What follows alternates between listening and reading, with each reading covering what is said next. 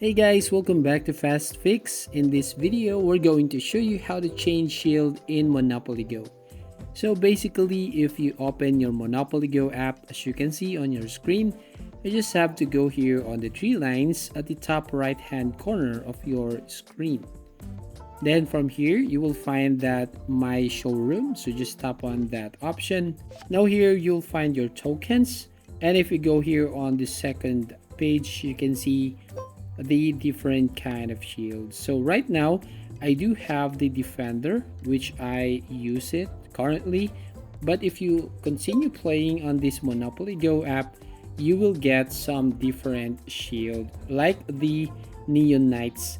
So as you can see right here saying collect new shield to fill this shield plate and unlock the rewards of the next shelf. So basically, you just need to play on Monopoly Go so you can get different shields on this game. As you can see, then you just need to tap or pick the shield that you want to use right here. So that's how you basically change shield in Monopoly Go. So if you find this video helpful, please consider to like and subscribe to this channel, and don't forget to hit the notification bell to notify you on the next video.